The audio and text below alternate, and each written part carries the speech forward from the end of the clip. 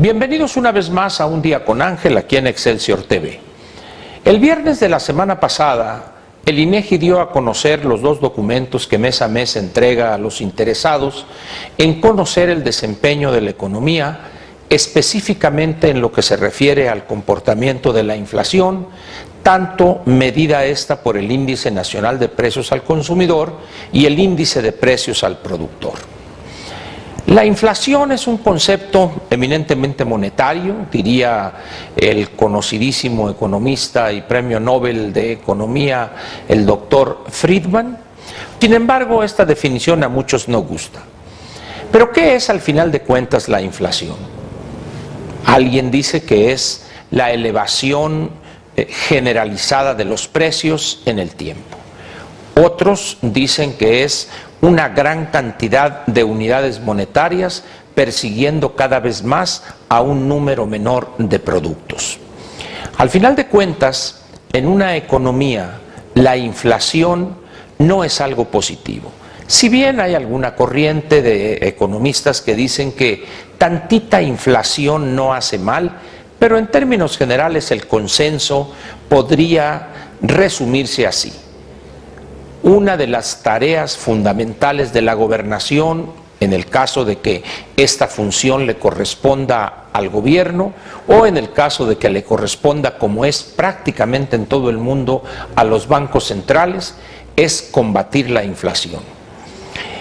Decir combatir la inflación es un término muy general que quizás sea de difícil comprensión para quien no esté familiarizado con los fundamentos económicos. Vamos entonces a decirlo de otra manera.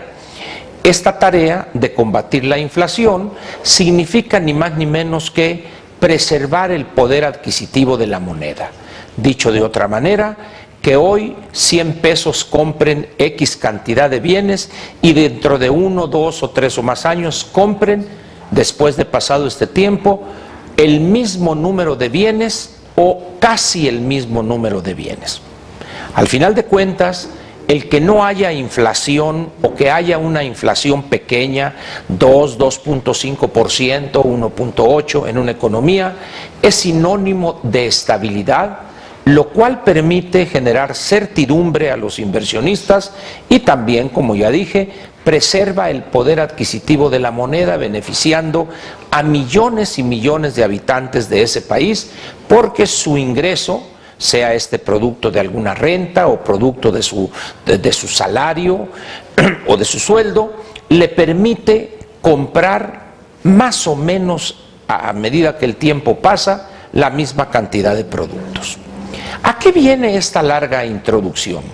Simple y sencillamente a que los datos que dio a conocer el INEGI no presagian algo bueno en términos de inflación, al menos para los próximos 3 o 4 meses, o si quiere usted alargarse un poco más, para el primer semestre de este año. Cuando hay una burbuja inflacionaria, es decir, que los precios crecen de manera generalizada durante 4 o 5 meses, el Banco Central, en este caso Banco de México, tiene instrumentos que le permiten desactivar esa burbuja o frenar los efectos negativos de este surgimiento de la inflación. ¿Cómo lo hace? Básicamente reduciendo la cantidad de dinero que hay en la economía, o esto se traduce también en una elevación de las tasas de interés para que como consecuencia de ello se reduzca el consumo. Al reducirse el consumo o la demanda, los oferentes de bienes no pueden elevar los precios porque nadie les compraría al tener menos dinero, etcétera, etcétera. Al final de cuentas, pues, la economía es algo que todos los gobiernos y los bancos centrales tienen como tarea combatir. Hay muchas formas de hacerlo, ya le mencioné ahorita unas de política monetaria, pero otras es permitir que los mercados funcionen adecuadamente. Es decir, que no haya interferencias que inducen desviaciones negativas en cuanto a los precios se refiere, donde los gobiernos no intervienen favoreciendo a tales o cuales sectores mediante subsidios o una protección que las más de las veces perjudica a los consumidores. Todo esto pues tiene que ver con la inflación. Hoy, si usted le pregunta a alguien, oye, ¿tienes miedo de la inflación?, lo más probable es que le diga que ni siquiera sabe qué es la inflación.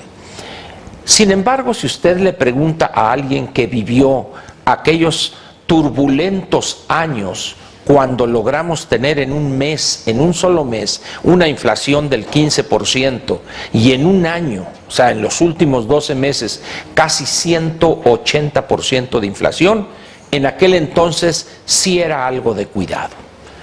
Hemos pagado un precio altísimo para lograr la estabilidad que tenemos hoy en materia de precios, o dicho de otra manera, en materia del control de la inflación. Banco de México en ese sentido ha hecho una labor de primera calidad, de tal manera que hoy millones y millones de mexicanos pueden decir que el poder adquisitivo de la moneda, del peso mexicano, se ha mantenido en el tiempo. ¿Qué dijo el INEGI el viernes? Dijo que la inflación que se registró en el mes de enero fue la mayor que se ha presentado en muchos años. No tiene caso que le diga a usted que si 10 años, que si 8 años. Al final de cuentas fue un crecimiento muy alto para los estándares a lo que estábamos acostumbrados. Alguien dirá, bueno, fueron los impuestos que subieron el precio de las gasolinas. Recuerde usted que al empezar el mes de enero hubo un incremento de 11 centavos, al empezar febrero otro incremento, pero se agregaron 9 centavos por aquel famoso impuesto a los combustibles fósiles que aprobó el Congreso a fines del año pasado en la Ley de Ingresos. Todo esto, junto con otros elementos impositivos, generaron este crecimiento inusual de la inflación para el mes de enero. ¿El peligro cuál sería aquí? Que este crecimiento de la inflación continuare 4, 5, 6 meses y la meta que se ha fijado Banco de México de tener una inflación en el año, o sea, una variación del índice nacional de precios al consumidor del 3% y con un margen hacia arriba de 1% y hacia abajo de 1%, es decir, estar entre ese rango del 2 al 4%. Medido en base anual, la variación del índice nacional de precios al consumidor de enero del 2013 a enero del 2014 rebasó este 4%. ¿Con cuánto? No importa, lo rebasó, y si no se detiene este crecimiento, puede cobrar visos de legitimación y al final de cuentas los que más perjudicados saldrían son las personas que tienen un ingreso estable, es decir, un salario, o el mayor número de mexicanos que viven en la pobreza o en condiciones de dificultades económicas. No tienen ellos forma de defenderse contra la inflación, que sí la tiene un inversionista que mueve decenas o varios millones de pesos, puede generar estrategias invirtiendo en tipo de papeles, en este otro, comprando acciones, de tal manera que rebase él en sus rendimientos la inflación que se acumule en un mes, en un trimestre o en el semestre. Hay otro elemento que también vale la pena comentarle a usted.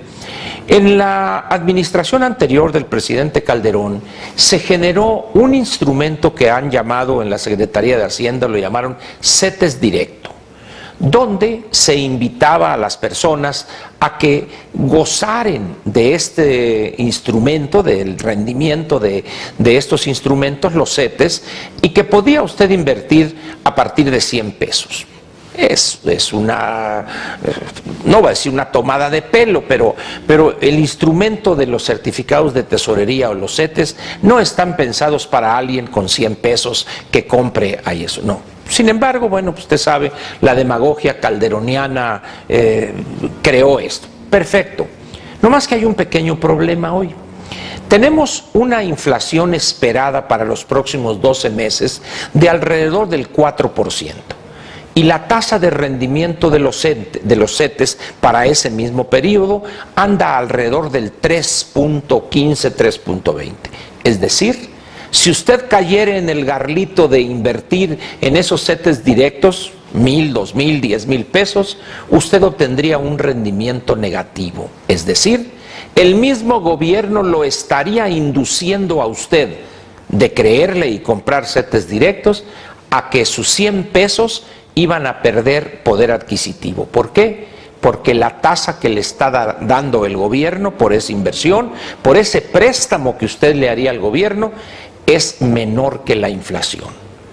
¿Qué es lo correcto para preservar el poder adquisitivo de sus 100 pesos? Que el rendimiento que le ofrece el instrumento que está usted adquiriendo estuviera por encima de la inflación. Repito, si la inflación esperada es el 4.09, 4.1% para el 2014, el rendimiento debería estar por encima de eso, andar en el 5%, alguna cosa así. De tal manera que el único ganón de inmediato en este momento es el gobierno federal. ¿Por qué? Porque la tasa que están pagando los CETES, que es un instrumento que utiliza para ir financiando su déficit de manera permanente, tiene una tasa real negativa. De tal manera que al gobierno no le interesa cambiar esa situación. De ahí que usted deba tener mucho cuidado en qué instrumentos coloca su dinero. Si es usted un pequeño ahorrador que tiene 50, 100 mil, 150 mil, 300 mil pesos, tenga usted mucho cuidado en qué instrumento deposita estos fondos, porque lo más probable es que la tasa que le estén otorgando sea por debajo de la inflación y en consecuencia usted va a perder poder adquisitivo. Termino este comentario diciéndole lo siguiente. Si usted tiene un Afore, es decir, está todavía inscrito en un Afore, no se ha jubilado usted, no se ha pensionado, no hay mejor instrumento hoy que el ahorro voluntario en la Afore que usted tenga. Esos 100 mil, 200 mil pesos que tiene usted en CETES directos, vaya usted mañana y sáquelos inmediatamente y póngalos en su Afore. ¿Por qué? Porque esa Afore, ya descontada incluso la comisión que le cobra la administradora, le va a dar a usted 6.5% por encima de la inflación. De tal manera pues que usted no estaría perdiendo poder adquisitivo de ese dinerito que usted con muchos esfuerzos ha juntado. Esto, termino diciéndole, no se lo van a decir los que le venden a usted los CETES directo, se lo estoy diciendo yo aquí, en un día con Ángel, donde cuestionamos todo. Nuestra obligación es que usted tenga elementos para que tome las mejores decisiones que le favorecen a usted. Por eso repito, ponga su dinero en su Afore y sálgase inmediatamente de CETES directos hasta que cambie esta situación y la tasa que le entregue ese instrumento sea por encima de la inflación, es decir, sea real positiva, no real negativa como es ahora. Muchísimas gracias por su atención y lo espero mañana con un tema económico que con toda seguridad le va a interesar a usted, aquí en Un Día con Ángel en Excelsior TV. Muchas gracias y muy buenas noches.